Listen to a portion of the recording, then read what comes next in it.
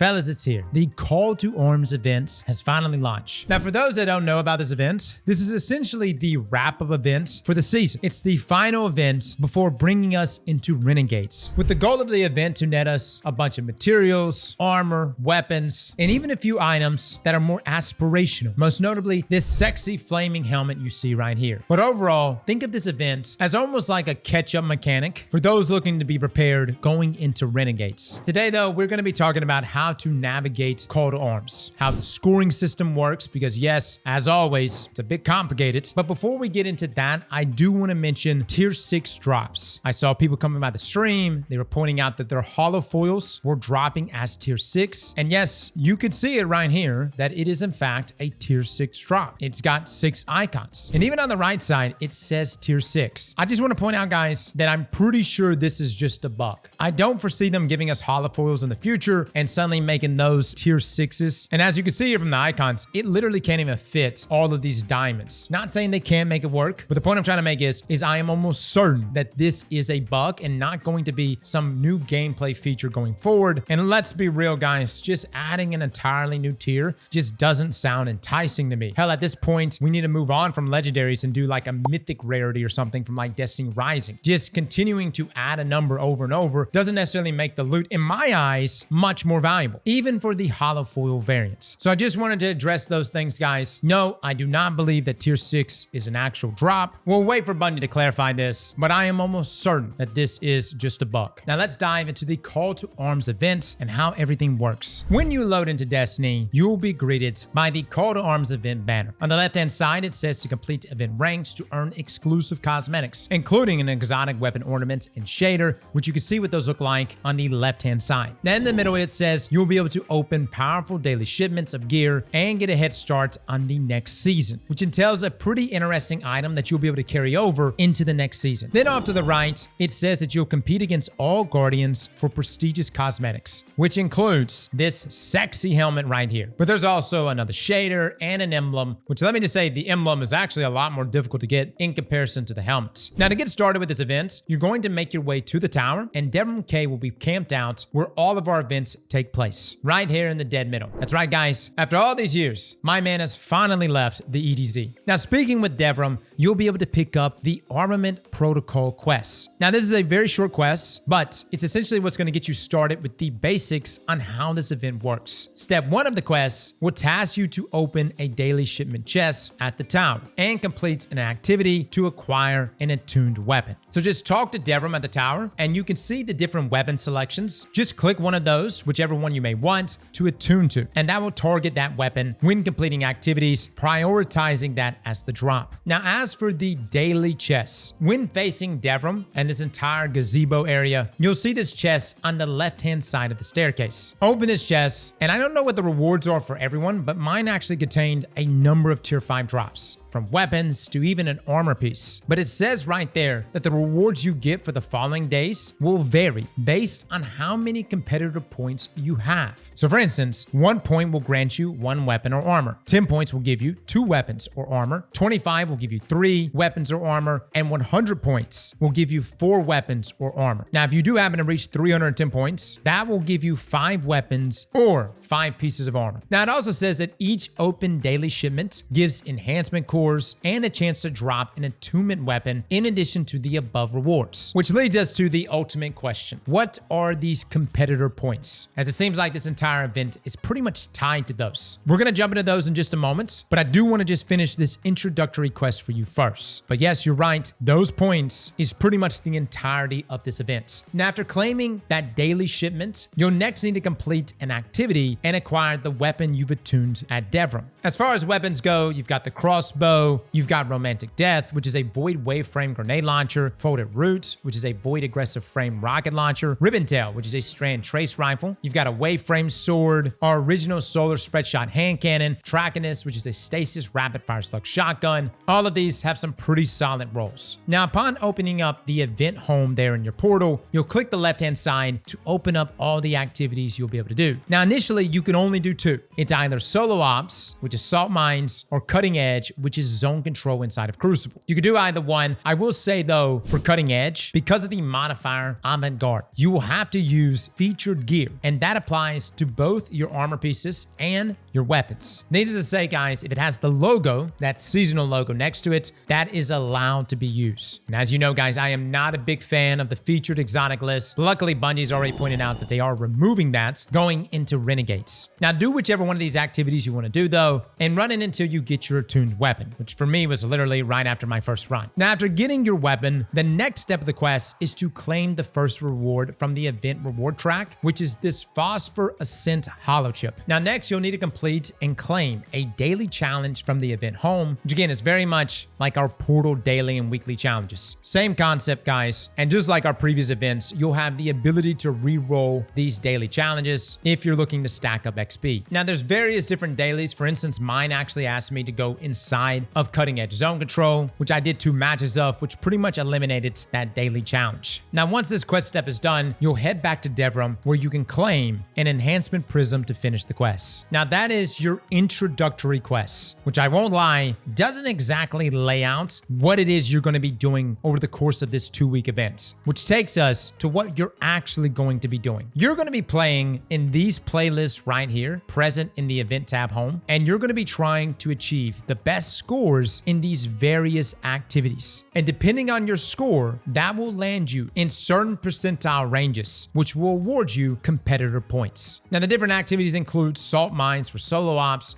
proving grounds for fireteam ops, the coil and heliostat for pinnacle ops, and cutting edge zone control for crucible ops. So essentially a flavor for any type of player. And after you complete any of those activities, you will receive a high score, which again is an accumulation of modifiers, your gear level, and your performance. And based on that score, that will place you in a certain percentile, which will give you a certain amount of competitor points, which will qualify you for those rewards you see there below. The big one obviously being the helmet or the emblem if you really like to collect emblems. Now, it's the total number of all these points across all these activities that determines your rewards, and these rewards are only able to be claimed after the event is over, so essentially after these next 2 weeks. Now, to clarify this further, Bungie wrote in a previous swab that Guardians who can earn a top 10% score for 2 of the 5 activities will earn enough competitor points to be eligible to earn that sexy, beautiful helmet, which is going to be a universal helmet ornament that you can carry across all your classes. Now, if you're just a gamer and you happen to score top 1% in just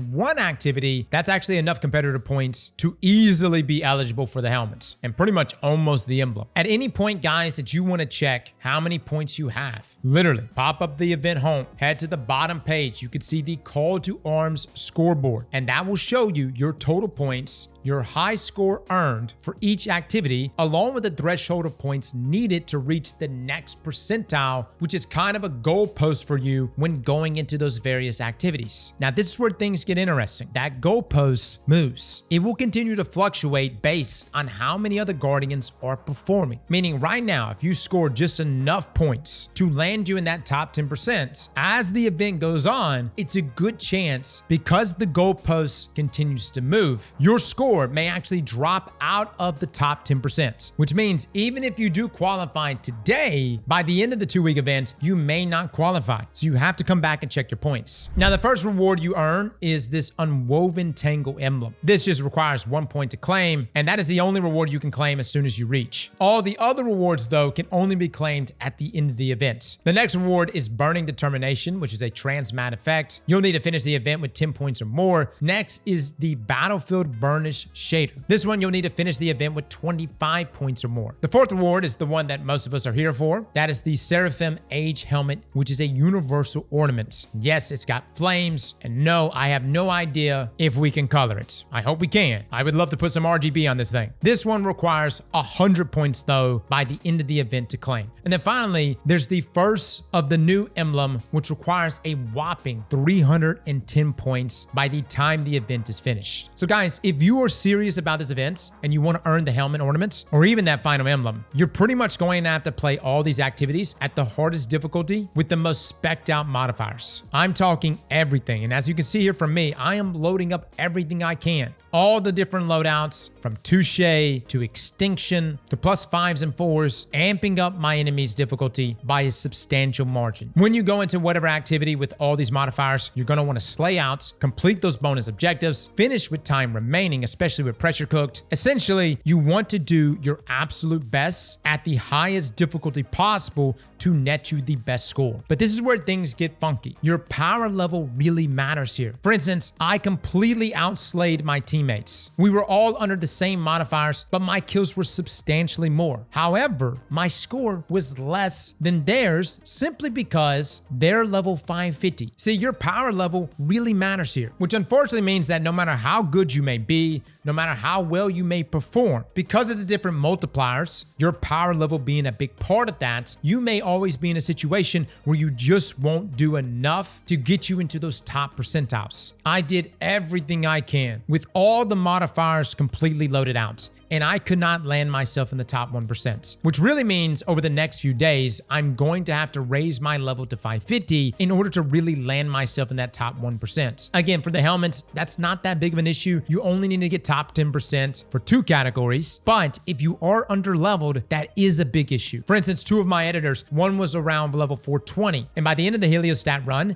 got a score of 1,048,000, which was only enough to give him 1 point on the scoreboard. To give you a rough comparison, his teammate that he was running with at power level 487 in the same activity, who had the same in-team score, ended the activity with 1,508,000. Again, not enough to put him in the top 10%, but enough to put him in the top 30%, which gave him 5 points. So the point I'm trying to make is, for this event, if you're trying to get all the aspirational drip, emblems, helmets, all that jazz, you're going to need to do not just the hardest difficulty with all the stack modifiers, but you'll need to be leveled up. Now, I will say leveling up now is easier than ever. Bungie's literally handing out level 300 gear right there at the tower. Pretty much everything in the portal makes loot rain, and bonus loot, these bonus Ingrams, also contribute to your level in a big way. I would say that if you are trying to target, though, the helmet, I would recommend being somewhere around level 500. And if you're going for the emblem, which pretty much requires you to be top 1% in a single category, you're probably going to need to be level 550 or damn near close to it. Now, while this may be a bit demotivating, I do want to mention that this is just cosmetics. The gear, the weapons, the exotic ornaments, all of that stuff is just earnable throughout the event. You'll be able to tune these weapons, farm for god rolls, continue to work your way up the event home reward pass, which has a number of rewards, including 5 holofoil versions of Ribbontail, Folded Root, Romantic Death, Submersion, and of course, the exotic ornaments for new mount pace. There's also various other cosmetics and consumables, but I would argue and say the most important thing, if you're just trying to get a head start going into the next season, are these Lawless Vouchers. Now, you can earn these now. It's interesting that it's called Lawless Vouchers, but it appears you can only open these when Renegades launches, and it's supposed to give us a head start. These will contain a tier 3 or higher new gear weapon or armor piece and an enhancement core, and every 4 procurements will grant a consumable that guarantees a prime Ingram reward from your next activity completion, which I find pretty interesting. Not only is this event a means to wrap up the season, but also a means to kind of give you a semi head start going into the next season. Overall, from this event home, you will be able to earn 19 of these packages. Now, what's present in the rest of the event home is things like our daily and weekly challenges. You can earn event tokens, which you can spend in the reward shop for various materials, weapons, or Ingrams.